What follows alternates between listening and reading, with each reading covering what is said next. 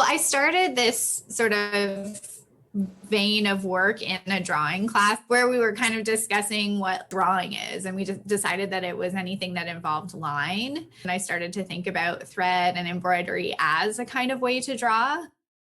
All of these pieces all start with a drawing on paper and then drawing directly onto the water-soluble fabric. So I'm constantly sort of sketching. I think a lot about cross-hatching and shading in the works as well. So they build up from light to dark. So I'm really kind of referencing through the embroidery a lot of drawing techniques. But at the same time, like I don't want to divorce myself from the history of textiles and the fact that it is a textile work. So it's so important to me that the piece is made out of thread because of that sort of delicacy, because of the sort of material presence of the work. It's almost like it's assumed that it's vulnerable, but those pieces, you can't tear them apart. There's this real strength, and that strength happens because of connection points. In a single thread, yeah, that is vulnerable, but as it becomes a network, there's a real strength and presence to this fine line. Stand in for home. That piece was made first, and it includes some details, but not a lot of details. So there's like 3 chairs and a table and a pot with flowers on the table. And I was a gallery monitor one time when this was up in a space in Toronto. But these 2 little boys came up to me and they said that they liked it, but they had a few suggestions for me.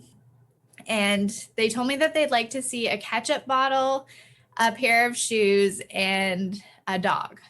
And then my follow-up question to them was like, well, do you have a pair of shoes? Yes. You have ketchup? Yes.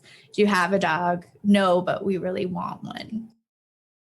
It gave me insight, like they're looking at the piece and projecting their reality, but then also projecting kind of like a hope or dream.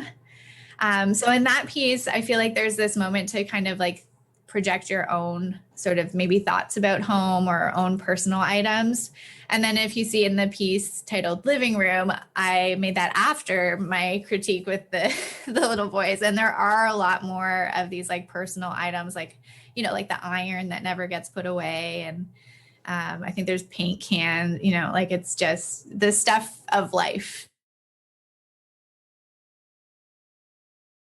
With so much going on in the world, it's good to be in the moment looking at something and sort of seeing exactly what's in front of you. Kids would come into this space and they were like in the moment looking at the work. They didn't think that they needed to understand it. Like there wasn't this challenge to understand. They were experiencing it. Art can bring you into the present moment.